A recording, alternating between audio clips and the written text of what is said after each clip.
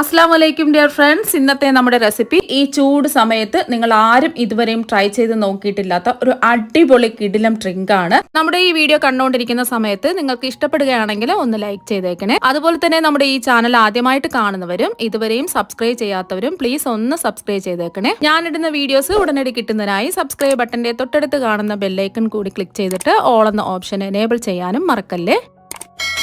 ആദ്യം തന്നെ ഇതിന് വേണ്ടിയിട്ട് ഒരു പാനിലേക്ക് 2 കപ്പ് പാല് ഒഴിച്ചു കൊടുക്കാം. പാൽ എടുക്കുമ്പോൾ നല്ല കട്ടിയുള്ള പാല് വേണം എടുക്കാൻ വേണ്ടിയിട്ട്. ഞാനിപ്പോൾ എടുത്തിട്ടുള്ള അളവ് കപ്പ് 250 ml അളവ് കപ്പാണ്. 2 കപ്പ് പാൽ ഒഴിച്ചു കൊടുത്തിട്ടുണ്ട്. ഇനി ഇതിലേക്ക് ആവശ്യത്തിനുള്ള പഞ്ചസാര ചേർത്ത് കൊടുക്കാം. ഞാനിപ്പോൾ 1/4 കപ്പ് പഞ്ചസാരയാണ് ചേർത്ത് കൊടുക്കുന്നത്. 4 ടേബിൾ സ്പൂൺ പഞ്ചസാരയാണ്. ഇതൊരു നോർമൽ മധുരമാണ്. നല്ല മധുരമൊക്കെ വേണമെന്നുണ്ടെങ്കിൽ 1-2 ടേബിൾ സ്പൂൺ പഞ്ചസാര കൂടി ചേർത്ത് കൊടുക്കാം. ഇനി പാലൊന്ന് ചൂടാവുന്നത് വരെ ഒന്ന് ഇളക്കി കൊടുക്കാം. ചെറുതായിട്ട് പാലൊന്ന് ചൂടാവട്ടെ. ഇപ്പൊ പാലൊന്ന് ചൂടായിട്ടുണ്ട്. ഒരുപാട് അങ്ങ് ചൂടാവണ്ട, ചെറുതായിട്ടൊന്ന് ചൂടായി കിട്ടിയാൽ മാത്രം മതി. ഇനി ഇതിലേക്ക് ഒരു 1/4 കപ്പ് പാൽപ്പൊടി ഇട്ട് കൊടുക്കാം. 4 ടേബിൾ സ്പൂൺ പാൽപ്പൊടിയാണ് ഇട്ട് കൊടുക്കുന്നത്. നിർബന്ധമായിട്ടും ഇട്ട് കൊടുത്താൽ മാത്രമേ നല്ല ടേസ്റ്റ് ഉണ്ടാവും. നല്ലതുപോലെ ഒന്ന് മിക്സ് ചെയ്ത് കൊടുക്കാം. നമ്മൾ ചൂടാവാത്ത പാലിലാണ് ഈ പാൽപ്പൊടി ചേർത്ത് കൊടുക്കുന്നതെങ്കിൽ അവിടെ കട്ടയായിട്ട് കിടക്കും. അപ്പൊ നമ്മൾ ചെറുതായിട്ടൊന്ന് പാല് ചൂടാക്കിയിട്ട് പാൽപ്പൊടി ചേർത്ത് കൊടുത്താൽ പെട്ടെന്ന് തന്നെ മിക്സ് ആയി കിട്ടും. അതുപോലെ തന്നെ പാല് ഓവറായിട്ട് തിളച്ചതിന് ശേഷം ഇട്ട് കൊടുക്കരുത്, എന്നാലും പിന്നെ കട്ടകൾ പോലെ കിടക്കും. അതെല്ലാം ഒന്ന് മിക്സ് ആയി കിട്ടിയിട്ടുണ്ട്. ഇനി പാല് നല്ലതുപോലെ ഒന്ന് തിളക്കട്ടെ. ഇടയ്ക്ക് ഒന്ന് ഇളക്കി കൊടുക്കാം. ഇപ്പൊ പാല് നല്ലതുപോലെ ഒന്ന് തിളച്ച് വന്നിട്ടുണ്ട്. ഇനി ഫ്ലെയിം ലോ ടു മീഡിയം ഫ്ലെയിമിലിട്ടിട്ട് കുറച്ച് സമയം ഈ പാലൊന്ന് തിളപ്പിച്ചെടുക്കാം. തിളപ്പിച്ച് കുറച്ചൊന്ന് വറ്റി വരണം. ഇടയ്ക്കിടയ്ക്ക് ഒന്ന് ഇളക്കി കൊടുക്കുകയും വേണം.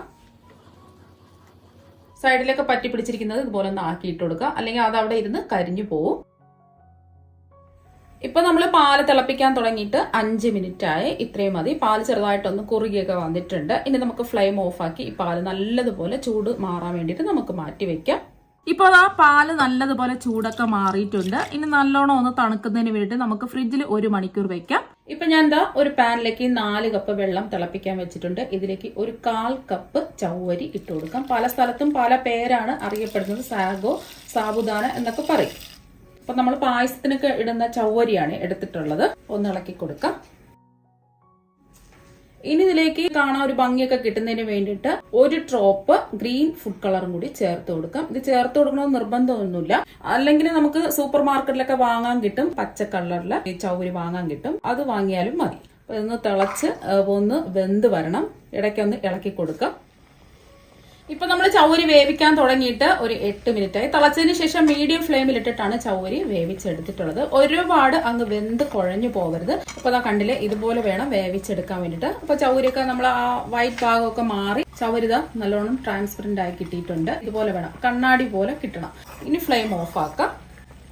ഇനി നമ്മൾ വേവിച്ചെടുത്ത ചൗരി ഒരു അരിപ്പയിലേക്ക് അരിച്ചൊഴിക്കാം.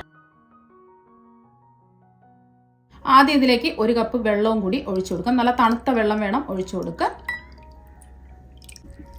ഒന്ന് ഇളക്കി കൊടുത്തതിന് ശേഷം വീണ്ടും 1 കപ്പ് വെള്ളവും കൂടി ഒഴിച്ചു കൊടുക്കാം. ആ പശപ്പൊക്കെ ഒന്ന് പോയി കിട്ടുന്നതിന് വേണ്ടിയിട്ടാണ്.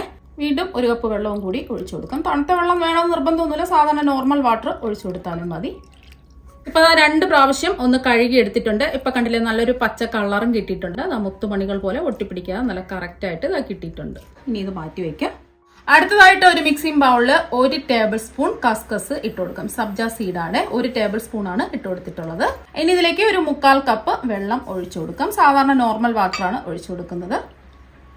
ഇനി ഇതൊന്ന് ഇളക്കി കൊടുക്കാം. ഒരു 5-6 മിനിറ്റ് ആവുമ്പോൾ ഇത് കുതിർന്ന് വീർത്ത് വരും. ഇനി ഇത് നമുക്ക് മാറ്റി വെക്കാം.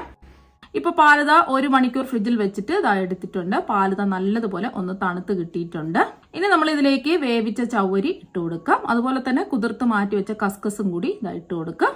ഇനി ഇതിലേക്ക് കുറച്ച് ഡ്രൈ നട്ട്സ് ഇട്ട് കൊടുക്കുന്നുണ്ട്.